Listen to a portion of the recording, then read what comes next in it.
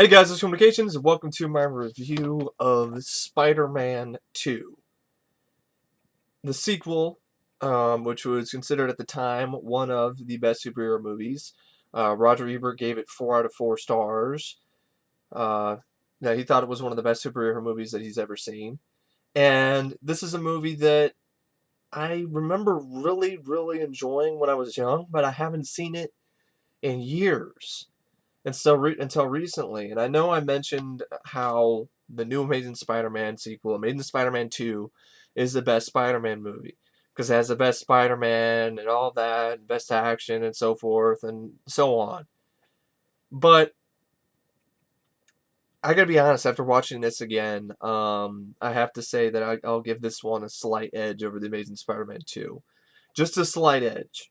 Not a big edge, because I think that Amazing Spider-Man 2, despite its problems and issues, it's still a really solid sequel with some cool action sequences, some good effects, and still, even though I think this is a better movie, I still think the Amazing Spider-Man 2 has the better Spider-Man in it. But this Spider-Man, though, is not bad for the Spider-Man that Steve Ditko worked on and the original run in the 60s and 70s. This is pretty much in line with that Spider-Man, and I think that's what Raimi was going for. And anyway, though, I have to say I was pleasantly surprised by watching this one again. I was expecting it to feel like it was dated or it was overrated or it wasn't that good to begin with. And to be honest, no, I never felt that way watching this movie. So this is not a rant. In fact, watching this again and enjoying it as much as I did made Spider-Man 3 even worse to me. Because you have a good build up with the whole thing with Harry and you fuck it up with not even giving that plot point enough screen time to really develop. Like Spider-Man 3 is a shitty movie, just by itself. But when you look at the end of Spider-Man 2 and you look at Spider-Man 2 and what it set up, and then you see Spider-Man 3, it's an absolute disgrace. It's even more of a disgrace than it is just by itself. Um, but anyway, because they had a really good jumping off point for a third one, but they went and fucked it up.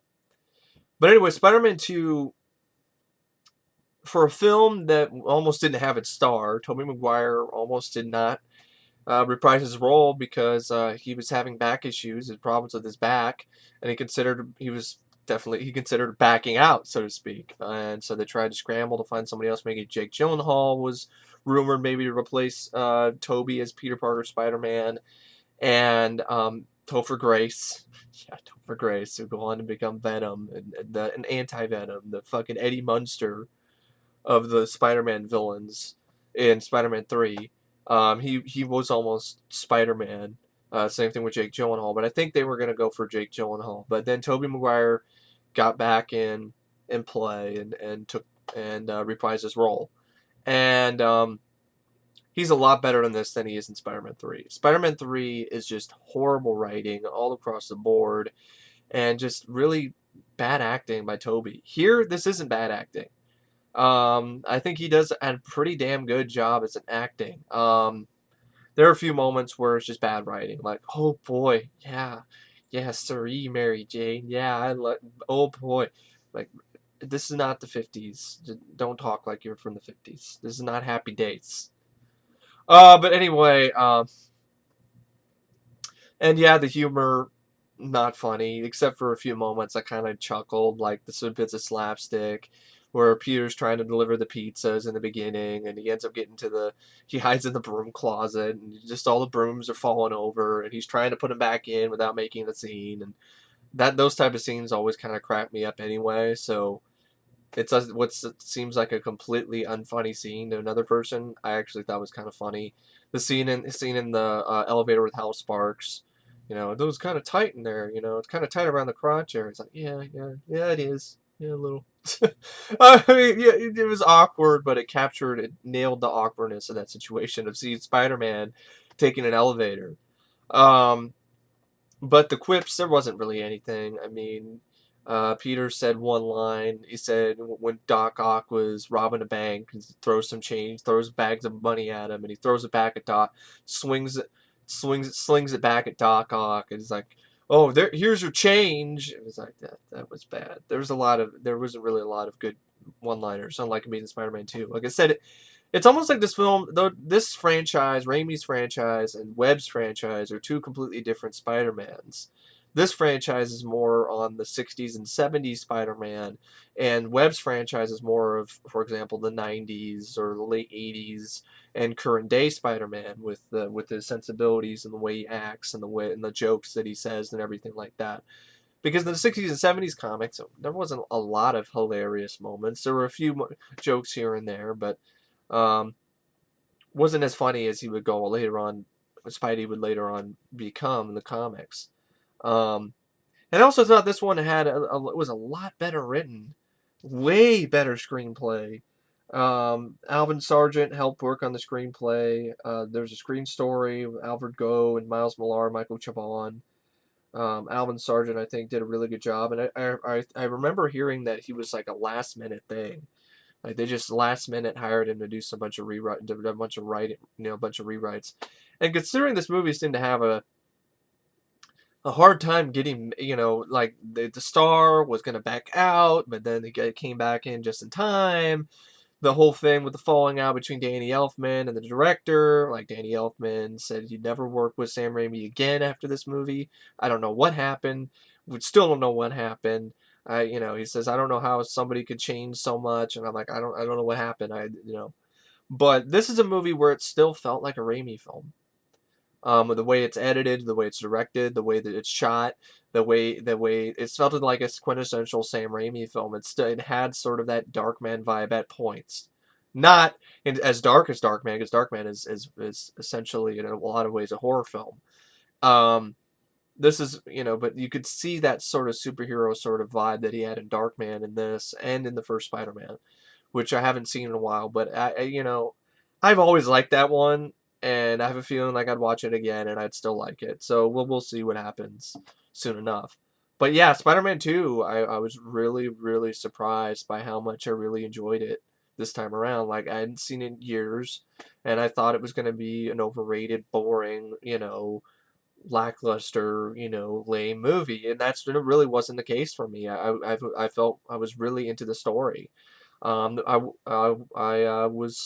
got to the hour and a half mark of a 2 hour long movie, and it felt like it just went by like nothing. It was fast paced and went by really quick. A lot faster paced than Spider-Man 3. The plots were really, really finely crafted and really well woven. This is probably, in my opinion, the best written Spider-Man story on film.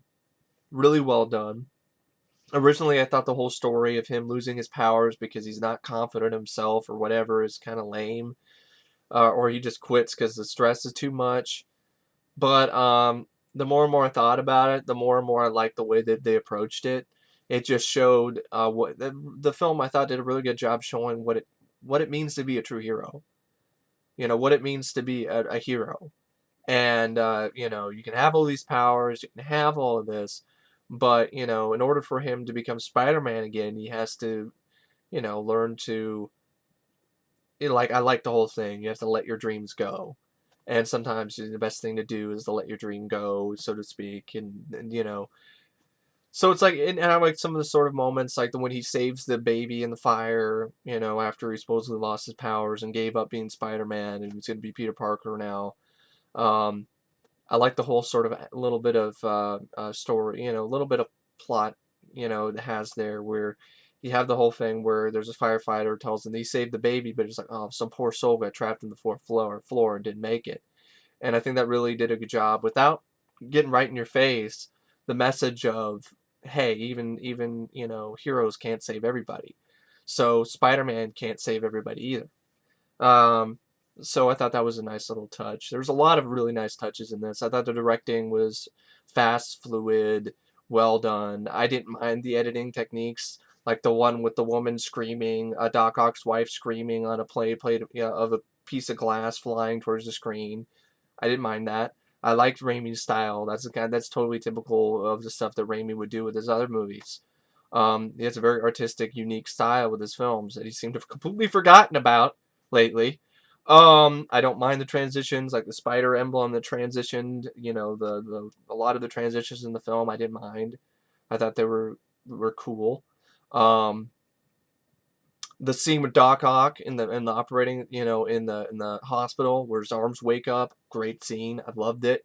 I really loved that scene. I loved it when I was young, and I loved it just as much watching it again. That's just perfect Raimi. It had that bit of horror to it. Had sort of an Evil Dead vibe with the guy with the chainsaw trying to cut off one of the arms. It was well shot. It was exciting. It was thrilling. And I also thought Doc Ock of Alfred Molina was fantastic as Doc Ock. Um, Doc Ock's always been one of my favorite villains in the comics and in the cartoon series. I grew up with the '90s cartoon, not the '60s one, and I thought he was really well portrayed in this movie. Yeah, the whole writing where he's Peter's friend and he works for Oscorp trying to build this fusion generator, this fusion energy, and then the whole thing where the only reason why he's evil is because his arms had like an inhibitor chip that fries, and now his arms are telling him what to do. It's kind of silly, but it's a comic book movie. It's a comic book movie based on Spider-Man comics, and a lot of Spider-Man comics are kind of silly, and especially the early run comics. So I think Raimi really captured that. I think that's what he was trying to do. I mean, I look at a lot of the Superman movies, the best Superman movie, the Chris Reeve movies. They're campy.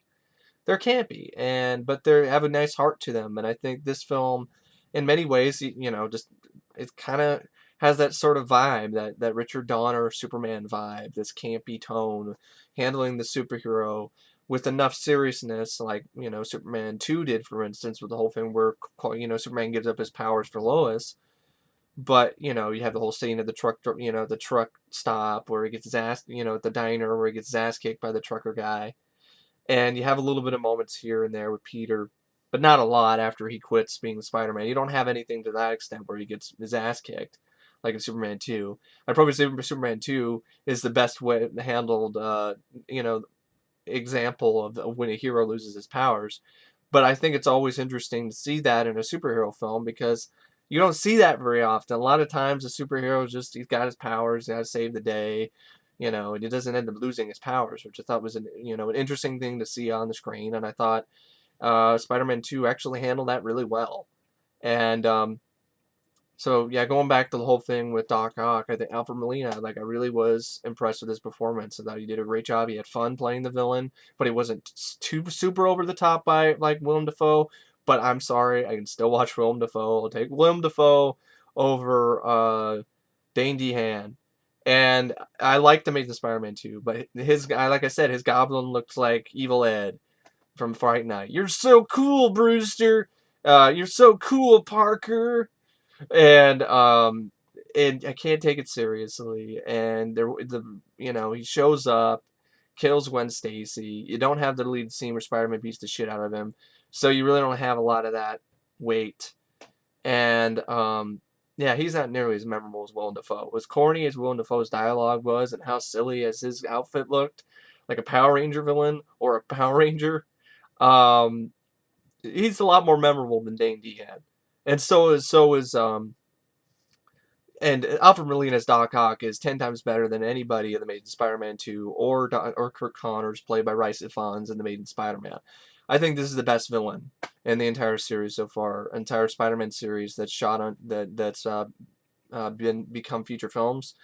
Doc Ock, played by Alfred Molina, is the best villain in the series. And yes, he has the ending where it's like, I don't want to die a monster. They have a whole thing where it's sympathetic for the bad guy. But I thought it worked in this film. Unlike the other Spider-Man sequels where, Eddie Brock, come on, he fucked up, he cheated. He cheated. He cheated and photoshopped some picture with Spidey, robbing a bank. Okay, he cheated. I'm not feeling bad for him. You fucked up. You made the mistake. You didn't think you were going to get caught. You did a bad thing anyway. Am I supposed to feel bad for you for doing a bad thing? No, you did an illegal thing. You fucked up. I'm not feeling bad for you at all. Sandman, okay, a little bit. Whole thing with his daughter and whatever. But why did he have to go with a life of crime? I know a lot of hospitals, like what about that children's hospital that takes in patients when donations help pay for their treatment. Why don't you take her to that children's hospital? You're in New York. That hospital was there. Like, isn't that the hospital that was in Home Alone 2? Take the kid to that hospital. Don't need to rob banks. And then the whole thing with Harry, you know, the fucking butler should have told him from the beginning. Like, there's a scene in Spider-Man 2 where the butler talks to Harry, and Harry's angry, and the butler's like, oh, your father, you know, he held a lot of whatever inside or something. Like, I forgot the exact line of dialogue. He has, like, one scene in this movie. But that one scene infuriated me because I knew what happens next. I'm like, why did you just tell him, you know, your father was very obsessed with his work too, or something. I was like, well, then just tell him that your father didn't get killed by Spider-Man. This is your moment. You should have done. But anyway, whatever. It's a whole nother story. But yeah, Spider-Man 3 had no villains that, like, it was like Harry, but Harry was just thrown into the, you know, right from the beginning, and then got amnesia, and then just really didn't leave much of an impact. And but here, Otto, I actually felt for this guy. I thought, because I liked Alfred Molina's performance, I felt for the fact that his wife died tragically while he was trying to do this good thing, will create free energy for everyone. This fusion experiment he's doing, trying to build, is actually something that's for the greater good, but it fucks up, it messes up, he makes a miscalculation, and his wife dies. And then, you know, you feel for him. And then also he's considered a fraud, and he's considered a hack, and he's considered a complete nut job, and you know, he'll never get another job in this field of science ever again. His dream is dead. And then the arms come in, and the inhibitor chip is broken, so the arms then talk to him, and it's kind of definitely silly, but nothing, not any sillier than any other sort of thing in Spider-Man comics. So I'm willing to let that slide. And they tell him, you know, they talk to him in one of the lowest moments in his life, and they give him hope, misguided hope, but they give him hope. So build your dream. We build your dream. You can rebuild it, and you can, really, you can fix it. You can, make your dream come true and build the machine again, and prove to everyone that you're not a nut job, that you're not crazy, that you're not a fraud, that you're not a hack.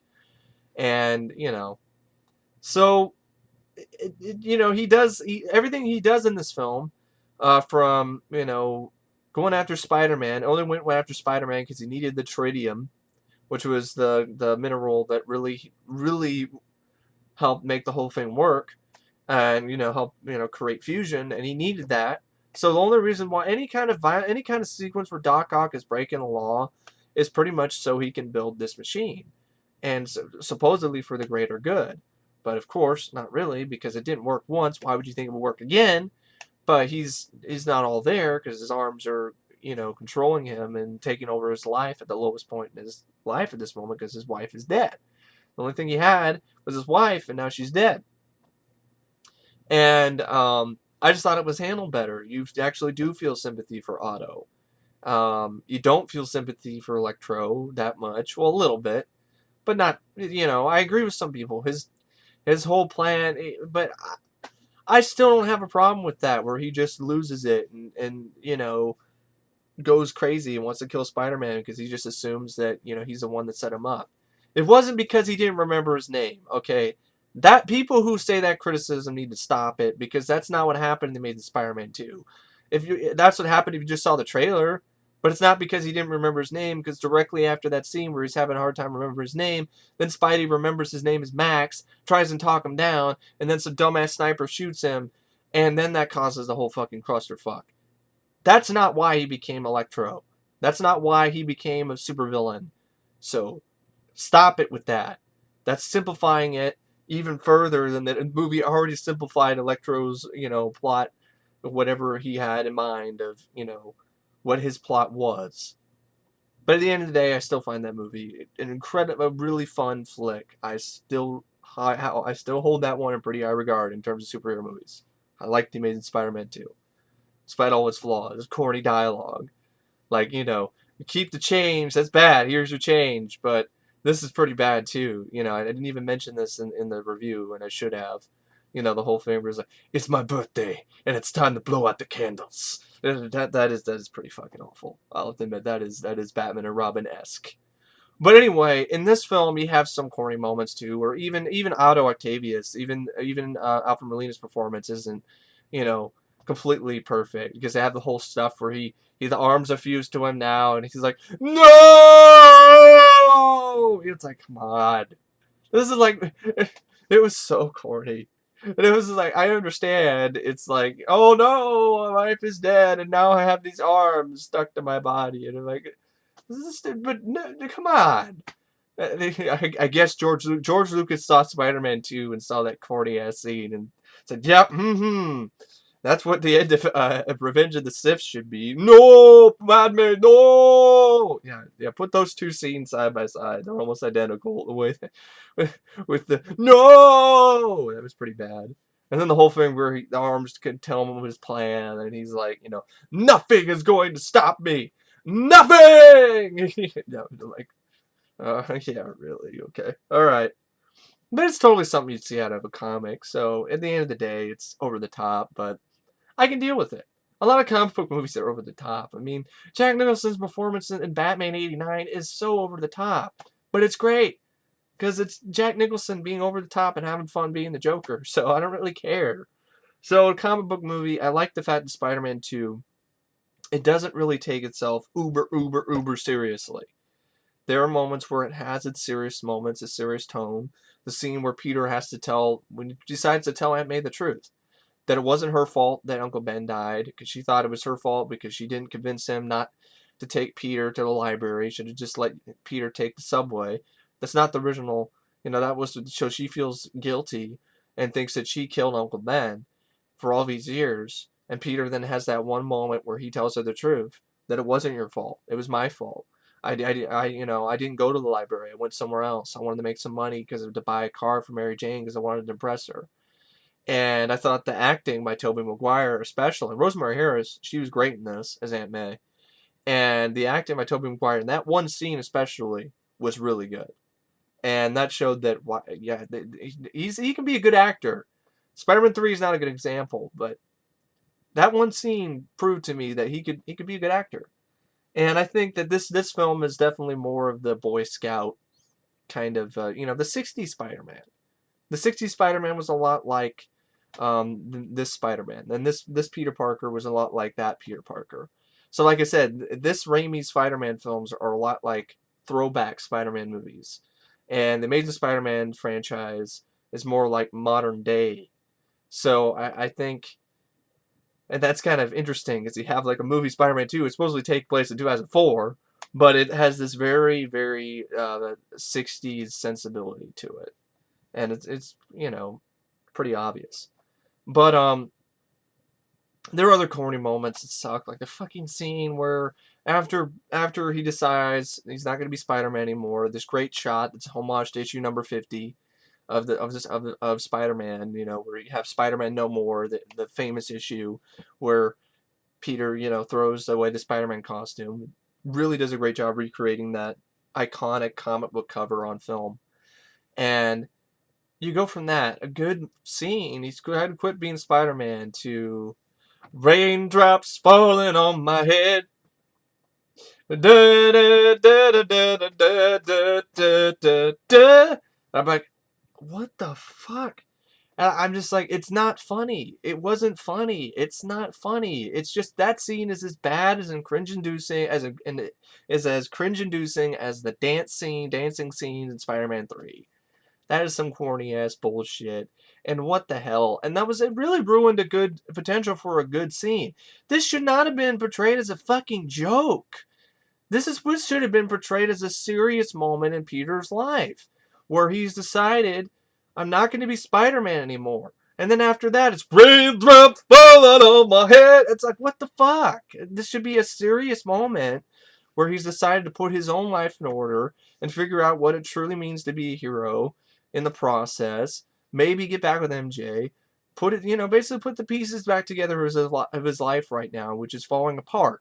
Because he hasn't figured out yet how to handle being both Spider-Man and Peter Parker. But no, raindrops keep falling on my head. It's like, what the fuck? It's just really, really bad shift in tone. And it just ruins that entire sequence. Where he's going back to school, he's taking life seriously again, he's trying to be himself, and, figure out who he is. And it's like, blah, blah, blah, da, da, da, da, da, da. It's like, what the? I hate that scene. That scene alone drops this film's rating lower than I was originally. I was gonna give it up until that scene. I was gonna make it Head and Shoulders the best Spider-Man movie so far that I've watched. But that fucking scene is so terrible and completely ruins what the film is building. It's awful, awful sequence, and yeah, just terrible, terrible, awful sequence of the raindrops keep falling on my head, and the stuff where he's like, I'm back, and then he falls on a car. It's like, my back. That was bad too. That wasn't really that funny. And the stuff with him being a pizza delivery guy, and I thought that was an awkward way to open up the movie, and the whole thing where it's late anyway. I thought that was lame. It should have been on time, and then he just goes back to being a pizza delivery guy. Because doesn't he go back to being a pizza delivery guy in the third movie? Isn't he riding a scooter still? I'm be completely wrong, but that was lame. Especially since I played the Spider-Man 2 game on the Game Boy Advance, and he's busting through windows and shit to deliver pizzas. He's going to deliver that pizza on time no matter what the cost. And then, he'll bust through your window to deliver it.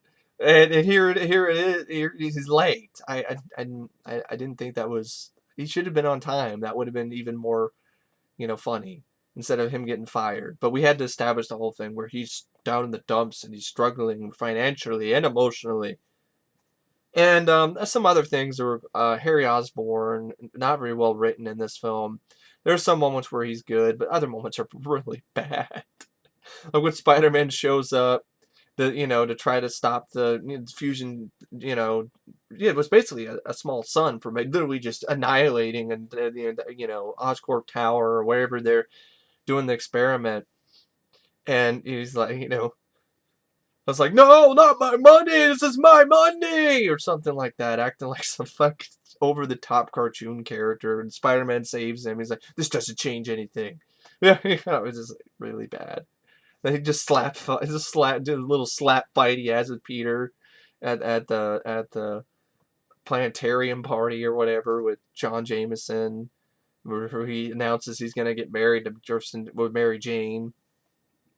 And once again, Mary Jane, Kirsten Dunst doesn't have nearly as much chemistry as Emma Stone does with Andrew Garfield in the Amazing Spider-Man franchise.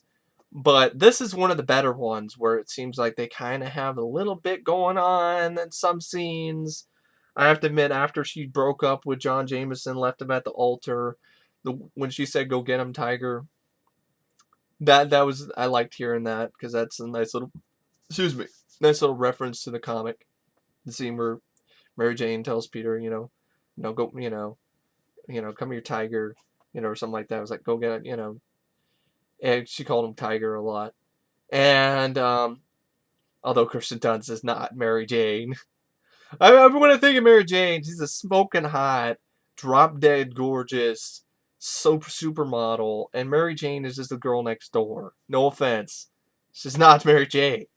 And here, though, she was tolerable, and I thought she was tolerable in this one. You could understand the decisions she was making, unlike in Spider-Man 3.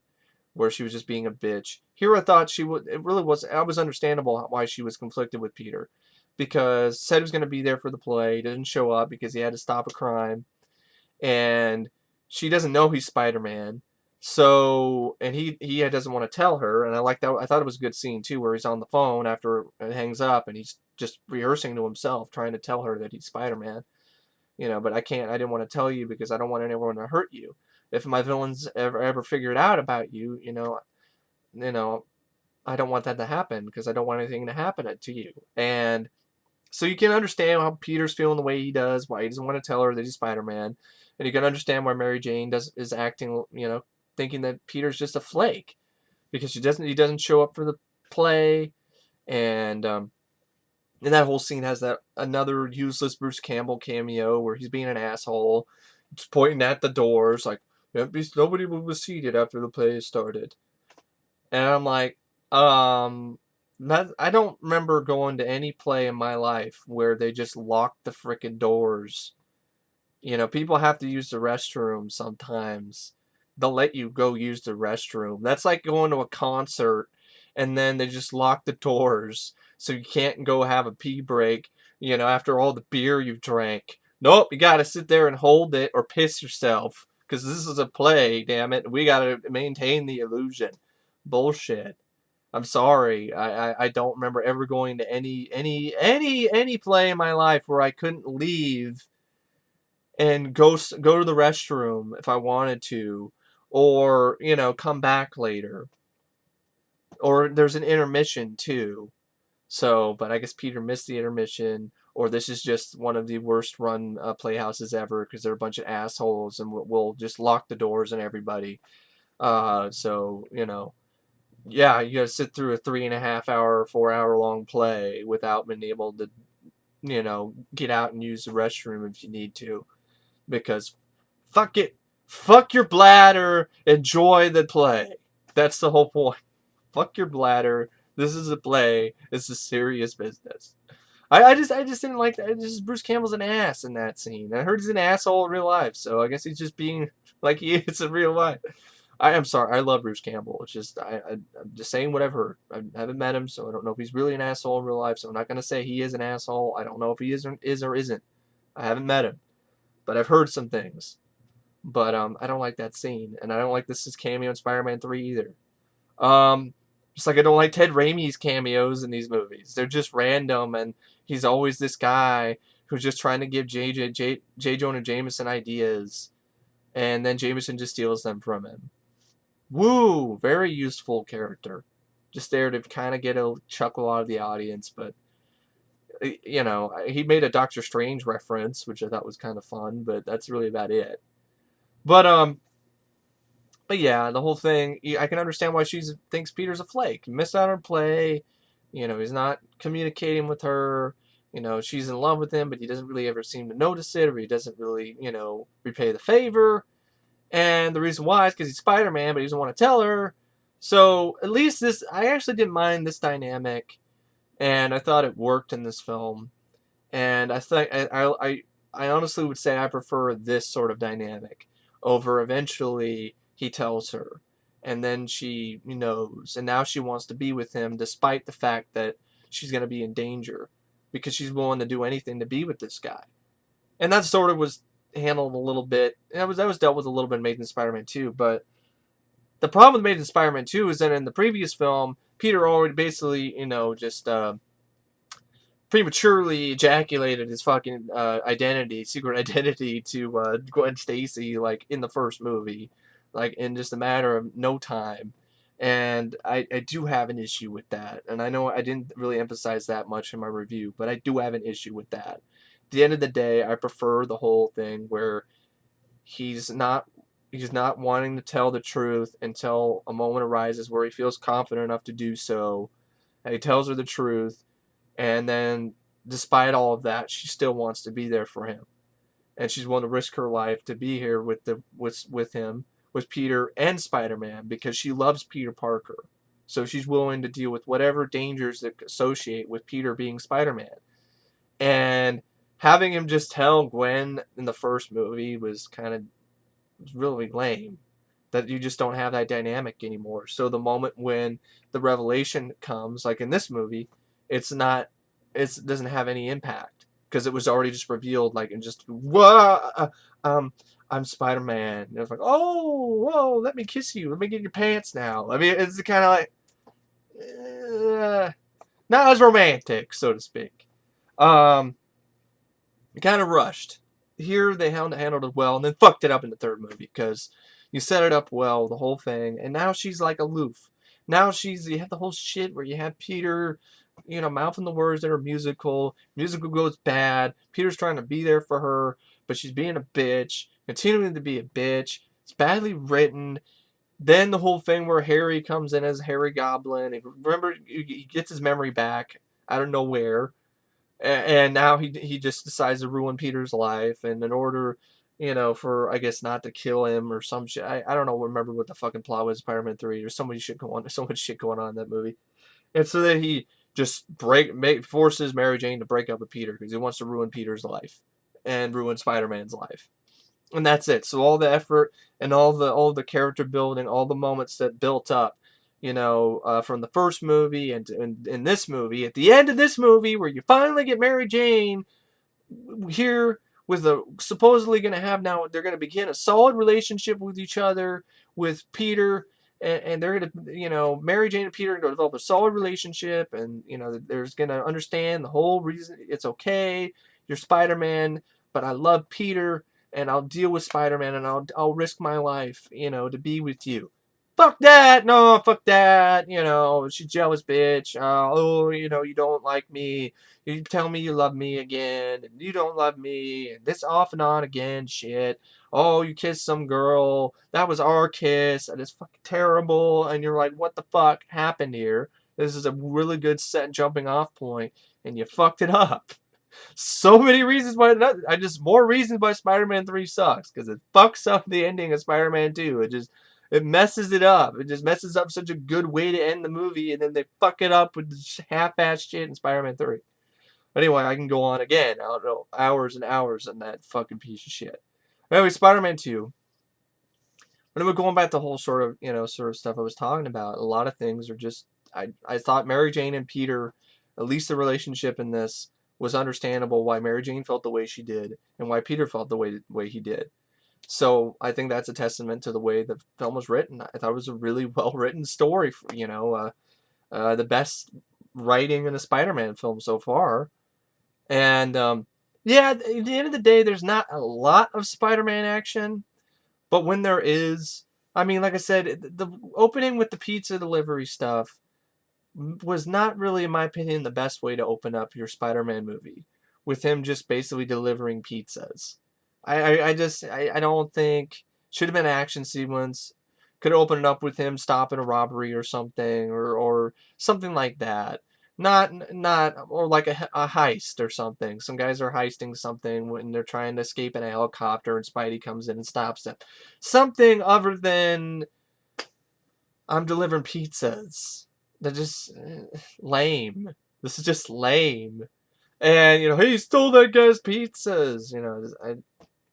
And then the whole sort of stuff, some corny lines of dialogue, like the black girl when he stops the police car from crashing on this bunch of people, in the street when he's chasing after these thugs, when he's supposed to be going to the play, Mary Jane's play. He's like, oh, look, it's a web. I'm like, yeah, it's a web. Yeah, it is. Did you really need to say that? It's a web. Of course, I could see it. Like, that was a really stupid line of dialogue. And the way it was handled with the whole scene with the train, he stops the train, and, Doc Ock, the whole thing where they carry him over like in a mosh pit or whatever. Like, he jumped into the crowd, and they're carrying him. That was pretty corny. But like I said, there's some decent amount of corny moments in this, corny dialogue. Aunt May smacking Doc Ock in the face, kind of lame, with an umbrella. Yeah, his arms can predict a lot of other things. Like, they have sixth sense and can predict Mary Jane, getting ready to smack him in the head with a board later in the film and just knock her out of the way. But not old Aunt May, who smacks him right in the face with an umbrella, because I guess old people are immune to his Doc Ock arm sense. But anyway, the action sequences were really good, especially the train scene. The train scene was thrilling. The train scene was exciting. It was really, really, really cool to see back in 2004. And even now, I think the effects sold up really well, especially Doc Ock's arms. For the most part, most of the time they did the arms, they did them practically, with puppets and things like that. So, and I love the way that Sam Raimi, he decided, I'm gonna, it was the first choice all the time in the production of Spider-Man 2 was, if we can do this with just the puppet arms, we're gonna do it with the puppet arms. CGI is not the first resort; it's the last. And I love that about the production of this movie, is that CGI was not the first resort; it was the last. Spider-Man 3, not the case. So here you have some CGI that might look a little bit dated now, but it doesn't. There's not that much CGI in the film. That's the thing. There's a few CGI moments of Doc Ock. with stuff with Spidey and Doc Ock fighting, but the way it's lit, the way it's shot, and the way that it's edited, where you keep cutting back to actual shots of real life Spider-Man and real life Alfred Molina as Doc Ock, help the immersion and help me believe it so much more. And it just you definitely saw a change in choreography from Spider-Man from the first movie. First movie, it's kind of stilted, it's kind of choreographed. It looks like a stunt show. Here, it doesn't look like a stunt show. Spidey's doing movements that are definitely superhuman. The train sequence really exemplified that. It was a thrilling, exciting, you know, scene that was just a really fun breath of fresh air. Fresh air was really a fun breath of, breath. It was a really fun breath of fresh air. Brrr. Anyway, so, and it's still to this day the best action sequence in all of the Spider-Man movies. I like the action scenes in Amazing Spider-Man 2 and the little bit of fight scenes you have in Amazing Spider-Man, but none of the action sequences in those come even close to the train scene in this film. Really well done. Even the first time with Spidey, the whole scene where he has to save Aunt May was really well done too, where he's trying to fight Doc Ock on the clock tower. Still really well done. Even the climax, the way it was shot, the whole idea of a black hole, pretty much a giant sun, collapsing everything in, sucking everything in New York into it and eventually imploding, destroying the city of New York. Definitely dire straits. I thought the scene where he's trying to save his girlfriend, at least in this, were thrilling, unlike the scene in Spider-Man 3. And stuff with anything with Doc Ock, I just really liked because I thought Alfred Molina was very compelling as a character. And the little bits of drama here and there, like I said, the moment where he admits the truth to Aunt May, I thought was really well done. The scenes with Aunt May where she gives him the speech, tells him about, dreams, sometimes you just got to give up on that. And then he repeats that later on with Doc Ock, with, the whole thing where Parker May's talking about heroes. I thought it was actually really good line of dialogue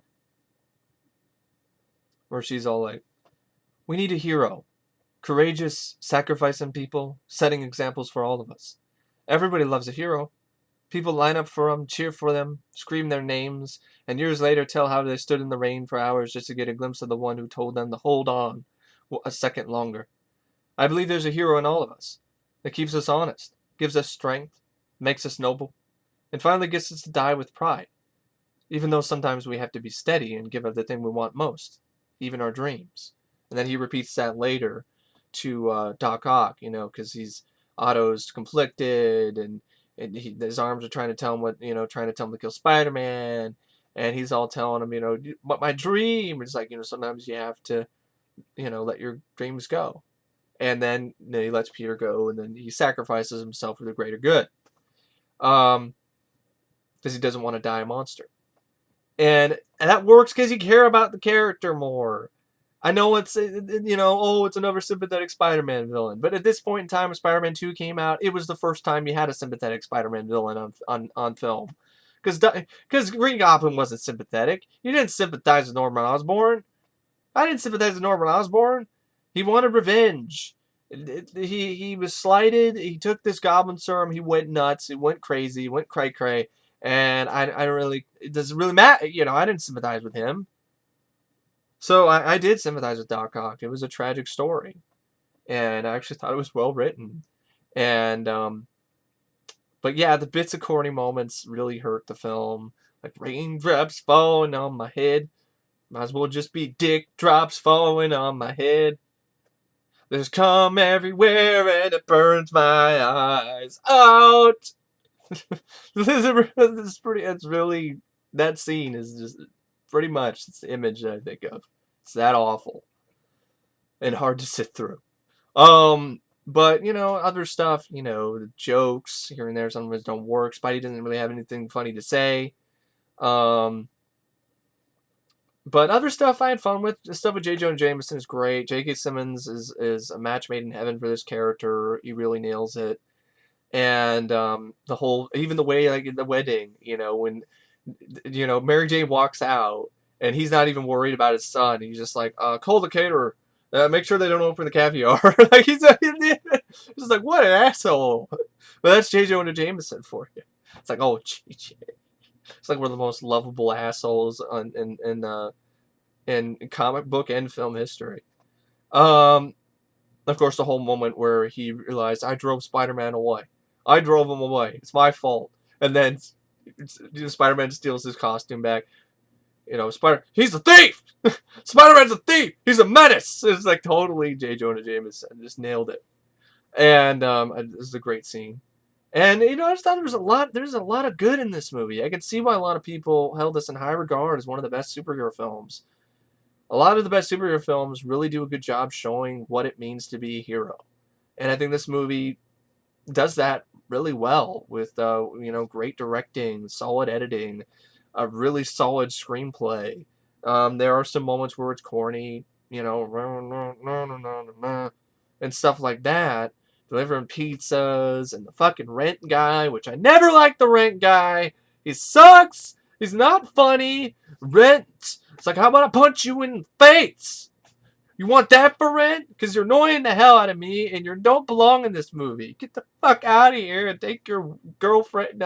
Take your daughter and her cookies and her cake. And whatever. Get out of this goddamn movie. This is so out of place and it's not funny. So, and John Jameson is this clueless astronaut son of J. Jonah Jameson, is really just there to be eye candy for the ladies. Pretty useless character. There's no character development with this guy at all, and he's actually a pretty well developed character in some comics. And of course, he would go on to become Man-Wolf. I'm glad we didn't have Man-Wolf in Spider-Man 3. That would have been even worse. Like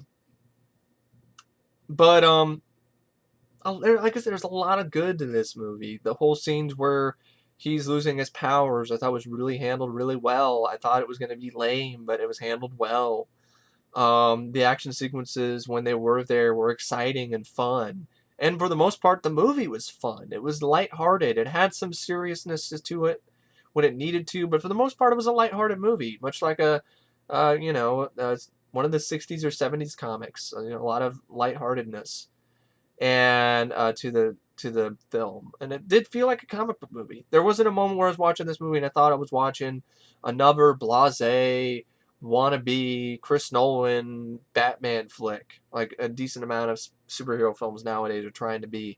It gave me sort of the same sort of fun vibe I had when I was watching stuff like The Avengers or Captain America: The First Avenger. It's a bit corny at points, but it really does have a comic book feel to it. And, I really like the transitions. I like the one where you have the newspaper that zooms in on the screen and Spidey comes flying out of the newspaper and swings at the screen. And I like the moments of Spidey. There might not have been that much. I mean, because a lot of the Spider-Man films, to be honest, have just been a lot of it's been about Peter. And but that's the case with a lot of superhero films. Just a lot of more of the guy who plays the character, plays the hero and the secret identity instead of the actual hero. That happens a lot in superhero films. And I can't really get mad. I mean, I'm not going to get mad at that because that happens in a lot of superhero films. Even the best superhero films have a lot of those scenes where a lot of it's just the character behind the mask. But I think the difference is with this movie, it's not boring like The Dark Knight Rises, for instance. I didn't think it was that boring. I thought it was well handled, the moments when it needed to, do. And the scene where Peter, when he gets his powers back, when he gets his confidence back, I think it's like one of the best moments in the superhero film history, in my opinion. It's right up there with Superman 3, when, Clark chokes out evil Superman, and then he tears open his shirt, and it's, the real Superman is back, and you're cheering. And I was cheering at that, at this scene, where, Doc Ock takes his girlfriend, and he realizes, I'm back. He can see... he can see now without his glasses. He takes them off. He drops them on the ground. Lens pops out, and the one shot of him just clenching his fist I thought was a really well done shot and was iconic. I was like, yeah, get some Spidey. Let's go. Where we didn't need literally people saying that in this movie, like, let's go Spidey or something like that. There's a lot of kind of, But, it works with the comic because there's a lot of stuff in the comics, where people are like, go Spider-Man, go. So, Any of the Korean ladies, Spider-Man, Spider-Man, da-da-da-da-da-da. I can deal with that, but I could do without it too. There's another bit of corniness in the movie. It really doesn't need to be there. But then Amazing Spider-Man 2 does it too with the phone ringing. So, both films do that homage to the 60s Spider-Man theme. Because it is one of the more catchy songs out there. And speaking of theme songs, I really liked Hans Zimmer's music for Amazing Spider-Man 2. But I hadn't heard Danny Elfman's score in a long time. And it isn't used that much in Spider-Man 3. The majority of that is Chris Young's, I think, really awful score. And I think Christopher Young came in last minute to work on the score for this. I don't know what he did and what he didn't do. But this score was really, really well done. And the main theme of Spider-Man, the da da da da da da da da. I always remember that as a kid, and hearing that again brought back good memories and gave me chills. I thought the score was really well done, and more and more I think about it, I think Danny Elfman's main theme for Spider-Man is the best Spider-Man theme. I like the Hans Zimmer score a lot, but it does sound a lot like other themes, like Superman, Back to the Future, a Monday Night Football theme, Star Trek, the Captain America 70s Captain America theme song, a little bit of the Hercules theme song from the 1983 movie. But Danny Elfman's main theme for Spider-Man had its own unique, sound to it, and that was uniquely Spider-Man. And I think, yeah, I'd probably say now after watching this film again, I'll give Danny Elfman's main theme the top spot for the best Spider-Man theme. I really liked hearing it, and I liked the whole score to begin with in this movie. And yeah, I mean, that's Spider-Man 2. I mean, I could have done more trivia and I could have done more plot stuff, but I kind of almost want to stop doing that because it's kind of the movies like this. It's like, what the plot is. Come on. Spider-Man has to stop Doc Ock from blowing up New York with a fusion generator. And there's some drama interspersed in between where he ends up losing his powers.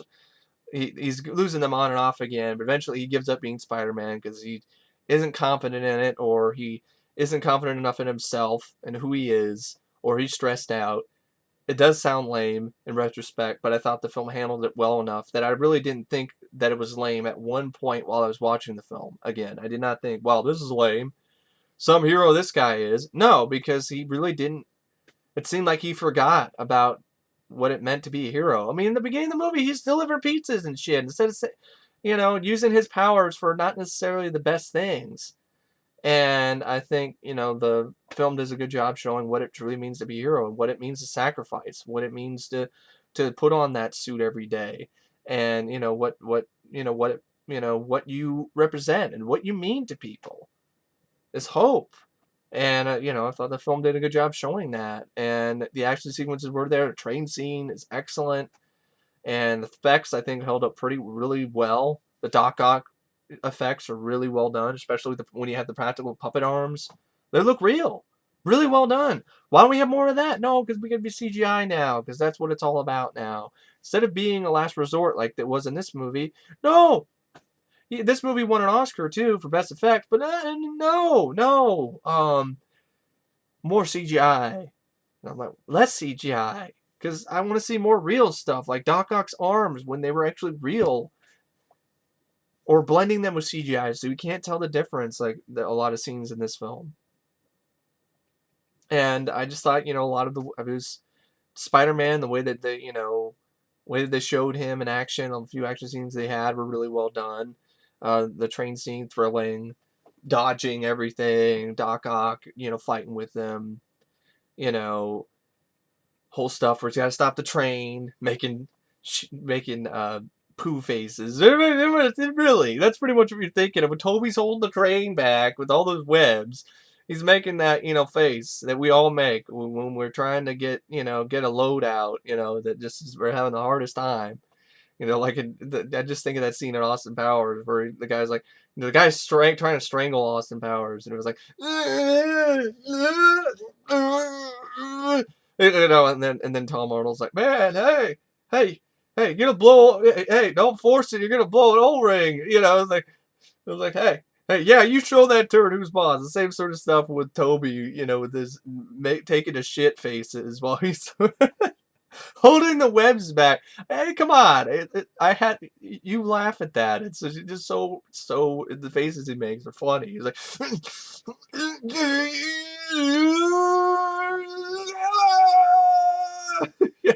just it's so so. I think it's funny. So and I don't think that's the point. I think he just didn't need to do that. No. But even the climax, even though there's not much of a fight between Doc Ock and Spidey, but in the end of the day, a lot of fights, but I thought it did a good job showing scenes where a real Spider-Man actually punches an actor in the face, which you don't have in the new Spider-Man movies. So you did have scenes where real Spider-Man, Tobey in a suit, is punching a real actor in Alfred Molina in the face, which has a little more impact than a CGI Spider-Man punching a CGI lizard. So I'd probably say even the fight scenes in this were better than any of the fight scenes in the other films, except for the little bit of fight scenes that were he didn't even have his mask on when Peter woke up and he had his powers in the Amazing Spider-Man, because I really like the choreography in that. But here, there was some impact to those punches, and I thought the love interest, the story, the way it was handled was not nearly as cringe-inducing as it was in Spider-Man 3, and you could understand the motivations, and I thought it was just a really well-acted, well-done, well-made sequel. And I do agree with a lot of people. It is one of the better superhero films out there. I think it's a really excellent film. And I think maybe some people, some fans who have seen the new ones lately, maybe need to sit down and watch this again. And kind of realize that Spider-Man 3 is a piece of shit. It is. But Spider-Man 2 is actually a pretty good movie in its own right as well. And and I would say, yes, I'm going to say it. After watching it again, it's a little bit better than Amazing Spider-Man 2 because it has a better story. It's definitely a lot better written. It's not a setup for the Sinister Six. And the action sequences are better. The action scenes made in Spider-Man 2, there's some moments where the Rhino stuff in the beginning is like 5 minutes. There's not much of action. The stuff in Times Square, he doesn't really fight Electro at all, really. There's a few back and forth, kicks him, he gets kicked a little bit. Even when he fights Electro near the end, I wouldn't even really consider that a fight scene. It's just an action sequence. And it's okay, but nowhere near as good as the train scene. The train scene, that's it. That's the pinnacle. That's the mecca right now of Spider-Man, of action scenes in Spider-Man films. And it didn't seem rushed at points. Like, they're just throwing in different plot points to set up the Sinister Six. I gotta agree with that. I watched Amazing Spider-Man 2 again recently. It does seem like it is trying to set up the Sinister Six instead of just trying to be its own story and its own standalone film. It's just trying to be another setup for another movie. This doesn't feel like this. This feels like a standalone movie. It's not trying to set up anything. It's just setting up its own story, and it does a good job with just a little bit that it has. It just sets up the story. It's not trying to set up another story. It does it at the end, but that's understandable because it's already built. You're already building to that where Harry becomes a goblin, so it's not really a surprise, and it doesn't seem out of place. And but I don't know what to say about Spider-Man 2. Talked almost an hour over it. Probably will be over an hour, and I was really surprised how much I really loved it again. Watching it again this time around, I had a blast. Had a really good time. Reminded me why I loved Spider-Man. Why I loved Spider-Man so much as a kid. Why I watched this movie and the first one a lot when I was a kid. And it was refreshing. It was a lot of fun and entertaining, and had some corny moments, some bad stuff, but overall, that was a really good movie. So I really don't know what to say about Spider-Man 2 except for rated at 5 stars. I'm gonna give 4.5 out of 5 stars. I gave Amazing Spider-Man 2 4, and yeah, Spider-Man 2 is better than the Amazing Spider-Man 2. So a lot of people, and I know I said it's the best, but I'm wrong. I was wrong. That's past me, who had not seen Spider-Man 2 recently. So people can change. If I can change, you can change, and everyone can change. No, that nothing to do with that. But that's another great movie. That's another great sequel. But yeah, I really, really liked this. Liked Spider-Man 2. And I would say that in some ways it technically the way it's set up, the way it's structured, a lot better than Amazing Spider-Man 2. But I still would say Amazing Spider-Man 2 still has the best Spider-Man because it's a Spider-Man that I connect with more, the wisecracking, fun Spidey. This one is more of the 60s, 70s, Ditko Spidey. And, I can still connect with this Spider-Man, but not as much as the Amazing Spider-Man 2 Spider-Man. So I'd probably say Amazing Spider-Man 2, my personal preference, that Spider-Man's still the best, but it's not the best Spider-Man movie because it is not nearly as well written as Spider-Man 2, and or as well acted, and it doesn't have the best fight scene and action scene in the entire either franchise, which is in this movie with the train scene, the train fight, the train sequence. The entire sequence is really a blast. By the way, I have nothing else to say about Spider-Man 2 except thanks for watching, and I will see you guys later. See ya.